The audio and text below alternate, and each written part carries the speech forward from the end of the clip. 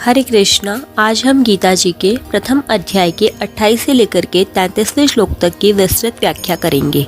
श्लोक। दृष्ट्वेमं स्वजनं कृष्ण युक्तं समुपस्थितं सीदन्तीमं गात्राणि मुखं च परिशुष्यति वेपतुश्च शरीरे मे रोमहर्षश्च जायते गाण्डीवं संस्कृते हस्तात् त्वक्चैव परिदह्यते न च शक्नोम्यवस्थातुं भ्रमतीव च मे मनः निमित्तानि च पश्यामि विपरीतानि केशव न च श्रेयोनु पश्यामि हत्वा स्वजनमाहवे न कांक्षे विजयं कृष्ण न च राज्यं सुखानि च किं नो राजेन गोविन्द किं भोगैर्जीवितेन वा येषामर्थे कांक्षितं नो राज्यं भोगा सुखानि च त इमेव स्थिता युद्धे प्राणान् त्यक्त्वा धनानि च।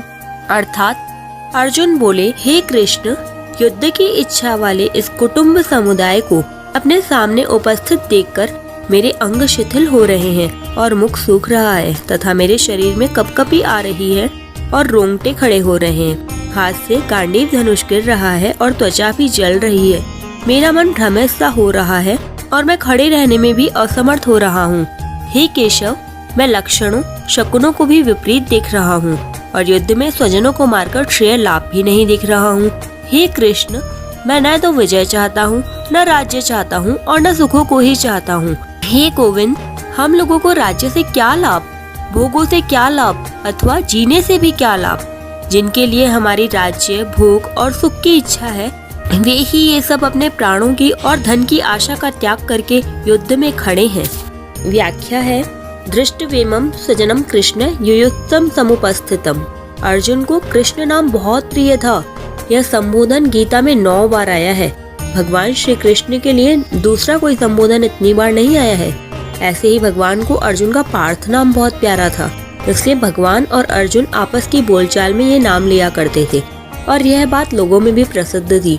इसी दृष्टि से संजय ने गीता के अंत में कृष्ण और पार्थ नाम का उल्लेख किया है। धृतराष्ट्र ने पहले समवेता युयुत्सव कहा था और यहाँ अर्जुन ने भी युयुक्तं समुपस्थितम कहा है, परंतु दोनों की दृष्टि में बहुत अंतर है। धृतराष्ट्र की दृष्टि में तो दुर्योधन आदि मेरे पुत्र हैं और युधिष्ठिर आदि पांडु के पुत्र है, ऐसा भेद है, परंतु अर्जुन की दृष्टि में यह भेद नहीं है। अतः अर्जुन ने यहाँ स्वजनम कहा है, जिसमें दोनों पक्ष के लोग आ जाते हैं। तात्पर्य है कि धृतराष्ट्र को तो युद्ध में अपने पुत्रों के मरने की आशंका से भय है, शोक है, परंतु अर्जुन को दोनों ओर के कुटुंबियों के मरने की आशंका से शोक हो रहा है कि किसी भी तरफ का कोई भी मरे पर वह है तो हमारा ही कुटुंबी।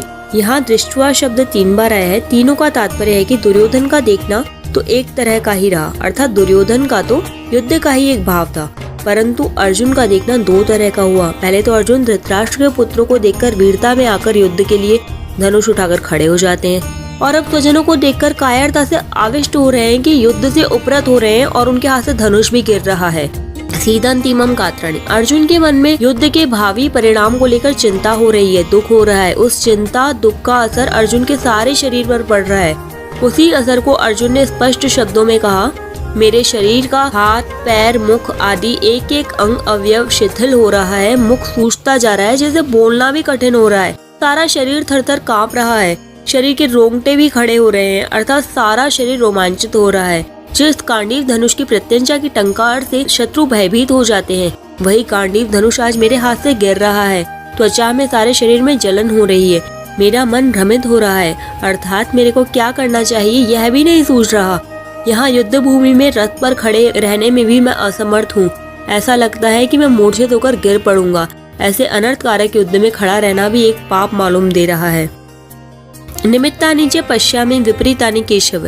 हे केशव, मैं शकुनों को भी विपरीत ही देख रहा हूँ। तात्पर्य है कि किसी भी कार्य के आरंभ में मन में जितना अधिक उत्साह हर्ष होता है, वह उत्साह उस कार्य को उतना ही सिद्ध करने वाला होता है, परंतु अगर कार्य के आरंभ में ही उत्साह भंग हो जाए, मन में संकल्प विकल्प ठीक नहीं होते, तो उस कार्य का परिणाम अच्छा नहीं होता। इसी भाव से अर्जुन कह रहे हैं कि अभी मेरे शरीर में अवयवों का शिथिल होना, कंप होना, मुख का सूखना आदि जो लक्षण हो रहे हैं, ये व्यक्तिगत शकुन भी ठीक नहीं हो रहे। न च श्रेयोनु पश्यामि हत्वा स्वजनमाहवे। युद्ध में अपने कुटुंबियों को मारने से हमें कोई लाभ होगा, ऐसी बात भी नहीं है। इस युद्ध के परिणाम में हमारे लिए लोक और परलोक दोनों ही हितकारक नहीं दिखते, कारण कि जो अपने कुल का नाश करता है वह अत्यंत पापी होता है। अतः कुल का नाश करने से हमें पाप ही लगेगा, जिससे नरकों की प्राप्ति होगी।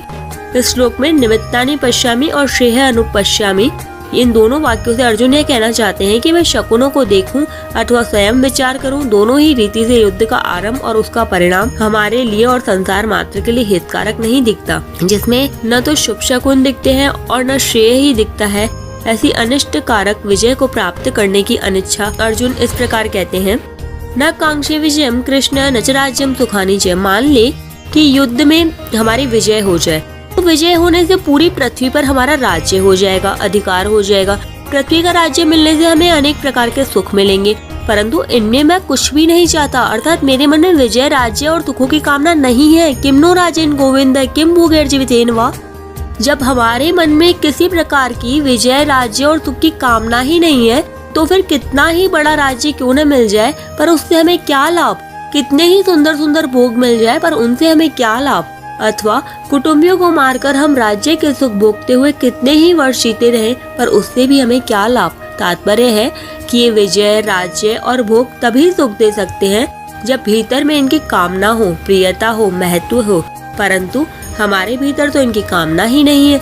अतः ये हमें क्या सुख दे सकते हैं। इन कुटुंबियों को मारकर हमारी जीने की भी इच्छा नहीं है, क्योंकि जब हमारे कुटुंबी मर जाएंगे तब ये राज्य और भोग किसके काम आएंगे। राज्य, भोग आदि तो कुटुंब के लिए ही होते हैं, पर जब ये ही मर जाएंगे तब इनको कौन भोगेगा। भोगने की बात तो दूर, उल्टे हमें और अधिक चिंता शोक होंगे। अर्जुन विजय आदि क्यों नहीं चाहते, इसका हेतु वे 33वें श्लोक में बताते हैं। 33वें श्लोक की व्याख्या है, येषामर्थे कांक्षितम नो राज्यम भोगा सुखानि च। हम राज्य, सुख, भोग आदि जो कुछ चाहते हैं उनको अपने व्यक्तिगत सुख के लिए नहीं चाहते, प्रत्युत इन कुटुंबियों, प्रेमियों, मित्रों आदि के लिए ही तो चाहते हैं। आचार्यों, पिताओं, पितामहों, पुत्रों आदि को सुख आराम पहुँचे, इनकी सेवा हो जाए, ये प्रसन्न रहे, इसके लिए ही हम युद्ध करके राज्य लेना चाहते हैं, भोग सामग्री इकट्ठी करना चाहते हैं। वस्तुतः युद्धे प्राणान् त्यक्त्वा धनानि च। पर वे ही ये सब के सब अपने प्राणों की और धन की आशा को छोड़कर युद्ध करने के लिए हमारे सामने इस रणभूमि में खड़े हैं। इन्होंने ऐसा विचार कर लिया है कि हमें न प्राणों का मोह है और न धन की तृष्णा है। हम मर बेशक जाएं, पर युद्ध से नहीं हटेंगे। अगर ये सब मर ही जाएंगे तो फिर हमें राज्य किसके लिए चाहिए, सुख किसके लिए चाहिए, धन किसके लिए चाहिए। अर्थात इन सब की इच्छा हम किसके लिए करें। प्राणान् त्यक्त्वा धनानि च का तात्पर्य है कि वे प्राणों की और धन की आशा का त्याग करके खड़े हैं। अर्थात हम जीवित रहेंगे और हमें धन मिलेगा, इस इच्छा को छोड़कर वे खड़े हैं। अगर उनमें प्राणों की और धन की इच्छा होती तो वे मरने के लिए युद्ध में क्यों खड़े होते। अतः यहाँ प्राण और धन का त्याग करने का तात्पर्य उनकी आशा का त्याग करने में ही है। जिनके लिए हम राज्य, भोग और सुख चाहते हैं, वे लोग कौन है, इसका वर्णन अर्जुन 34वें और 35वें श्लोक में करेंगे, जिसकी व्याख्या हम कल करेंगे। हरे कृष्णा, राधे राधे।